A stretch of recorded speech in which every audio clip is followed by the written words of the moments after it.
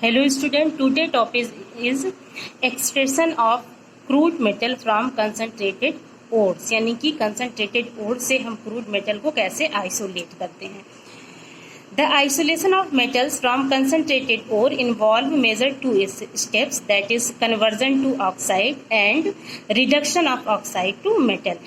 यानी कि जब हम मेटल को ओर से कंसनट्रेटेड ओर से जब हम मेटल को आइसोलेट करते हैं तो सबसे पहले ओर को हम ऑक्साइड में चेंज करते हैं.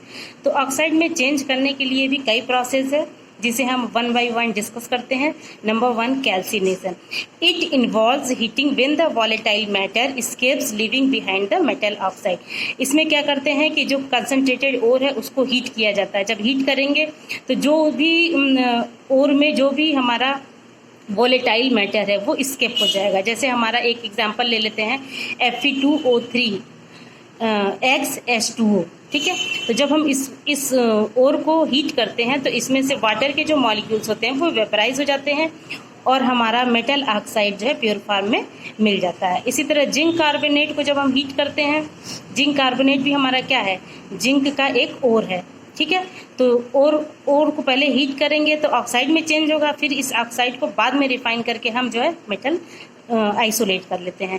तो जिंक कार्बोनेट को जैसे हीट करते हैं इसमें से कार्बन डाइऑक्साइड गैस रिलीज हो जाती है और जिंक ऑक्साइड जो मेटल का ऑक्साइड है वो हमें प्राप्त हो जाता है. दूसरा प्रोसेस इसी तरह आ जाता है roasting. In roasting the ore is heated in a regular supply of air in a furnace at a temperature below the melting point of the metal.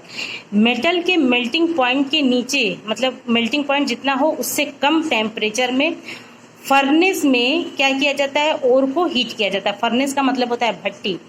ओर को कैसे हीट किया जाता है, उसमें जो है एयर की सप्लाई की जाती है. As you know that air में ऑक्सीजन प्रेजेंट होता है और नाइट्रोजन वगैरह तो इनर्ट होते हैं तो वो रिएक्शन करते नहीं है.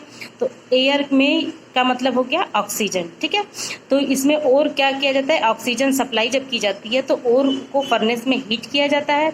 हीट करने के बाद ये रिएक्शन होता है. जैसे मान लीजिए हम जिंक सल्फाइड लिया, जिंक सल्फाइड में एयर ऑक्सीजन को सप्लाई किया फर्नेस में, तो जिंक सल्फाइड और ऑक्सीजन के साथ रिएक्शन होकर जिंक ऑक्साइड मेटल ऑक्साइड बन गया और सल्फर डाइऑक्साइड गैस रिलीज हो गई.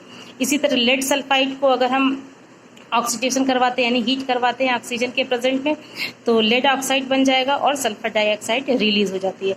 अब ये जो सल्फर ऑक्साइड बन रही है इसको जो है हम H2SO4 के मैन्युफैक्चर में यूटिलाइज कर लेते हैं. तो ये इस तरह से तो हमारा मेटल ऑक्साइड को हम कंसनट्रेटेड ओर से मेटल ऑक्साइड का फॉर्मेशन करते हैं. फिर इस मेटल ऑक्साइड को बाद में रिफाइन करके प्योर मेटल प्राप्त किया जा सकता है. नेक्स्ट हमारा आ जाता है reduction of oxide to the metal. ये तो एक तरह से प्रोसेस था हमारा कैल्सिनेशन और रोस्टिंग, एक तरह से प्रोसेस था हमारा ऑक्सीडेशन का. अब ऑक्साइड को क्या किया जाता है, रिडक्शन किया जाता है. ठीक है, ऑक्साइड का रिडक्शन किया जाता है. इसमें देखते हैं the oxide of metals like copper, zinc, tin, lead, etc. can be reduced by using carbon as a reducing agent. We know very well that carbon is a good reducing agent. तो इसको carbon के साथ जितने भी oxide के metal के oxide होते हैं उनको रिड्यूस किया जाता है. इस प्रोसेस को कहा जाता है स्मेल्टिंग. ठीक है, अब जैसे ये देखिए जिंक ऑक्साइड बना, यहाँ हमारा जिंक ऑक्साइड बना था. इस जिंक ऑक्साइड को कार्बन के साथ क्या करेंगे, रिड्यूस करेंगे. जब कार्बन के साथ रिड्यूस कर देते हैं तो हमारा ये मेटल मिल जाता है और कार्बन मोनोऑक्साइड का फॉर्मेशन होता है. अभी ये हमारा मेटल जो है प्योर फॉर्म में नहीं है. इसी तरह नेक्स्ट हमारा देख लेते हैं excursion of iron from its oxide, कि आयरन के ऑक्साइड से आयरन को कैसे हम आइसोलेट करते हैं. ठीक है, इसमें भी वही कैल्सिनेशन का प्रोसेस होगा या रोस्टिंग का प्रोसेस है. जैसे हमने पहले बताया था, यहाँ पे क्या करेंगे, oxide is reduce to the metal. ठीक है, यहाँ पे क्या हो रहा है, जो आयरन का ऑक्साइड बन रहा है रोस्टिंग के थ्रू हमने बताया था, वो ऑक्साइड जो है मेटल में रिड्यूस हो जाता है. अब कैसे रिड्यूस होता है, वही सिंपल यहाँ पे भी वही प्रोसीजर है कि कोक के साथ यानी कार्बन के साथ इसका रिडक्शन करवाते हैं और हमारा आयरन जो है मिल जाता है. तो इसको भी एक ब्लास्ट फर्नेस एक तरह की भट्टी होती है, इसमें आयरन के ऑक्साइड को डालकर हीट किया जाता है. इसमें लाइमस्टोन और कार्बन डाल देते हैं. कार्बन जो है और जो भी ऑक्साइड होता है उसको रिड्यूस करता है। और लाइमस्टोन क्या करता है,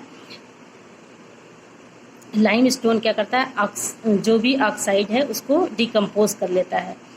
which remove silicate impurity of the ore as slags, और जो सिलिकेट की इम्प्योरिटी रिमूव होती है उसको हम कहते हैं स्लैग। ठीक है, इस स्लैग को मॉल्टेन स्टेट में आयरन से सेपरेट किया जाता है। अब यहाँ पे आयरन 3 तरह का बन जाता है, एक पिग आयरन होता है, एक कास्ट आयरन होता है, एक रॉट आयरन होता है। जिसमें अगर 4% कार्बन प्रेजेंट है उसको हम कहते हैं पिग आयरन, जिसमें 3% कार्बन प्रेजेंट होता है उसको हम कहते हैं कास्ट आयरन। और जो रॉट आयरन होता है या मेलेबल आयरन होता है, ये it is the purest form of cast iron. मतलब कास्ट आयरन से जो है जब उसको हम ऑक्सीडाइज कर देते हैं, इम्प्योरिटी इससे हट जाती है, तो जो प्योर फॉर्म आयरन का मिलता है उससे हम कहते हैं रॉट आयरन या मेलेबल आयरन। तो इस तरह से आयरन के ऑक्साइड से हम आयरन को आइसोलेट कर लेते हैं। नेक्स्ट हमारा आ जाता है extraction of copper from copper oxide. ठीक है, कॉपर ऑक्साइड से कॉपर का एक्सट्रैक्शन, सेम वही प्रोसेस है। इसमें भी क्या होता है, कॉपर सल्फाइड हमारा ओर है, उसको पहले ऑक्सीजन के साथ इसका हीट करवाएंगे तो फिर हमारा कॉपर के ऑक्साइड बन जाता है। कॉपर का ऑक्साइड को फिर कार्बन के साथ क्या करवाएंगे, रिडक्शन करवाएंगे, तो हमारा कार्बन मेटल प्राप्त हो जाता है।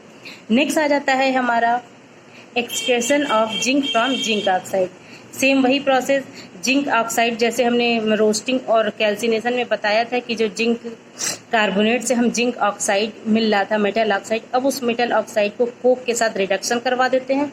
जब रिडक्शन करवा देते हैं तो जिंक का हमको जिंक मेटल मिल जाता है और कार्बन मोनोऑक्साइड निकल जाता है। अब इस मेटल को हम क्या करेंगे, डिस्टिल्ड कर देंगे और फिर उसके बाद रैपिड चिलिंग के द्वारा कलेक्ट कर लेते हैं।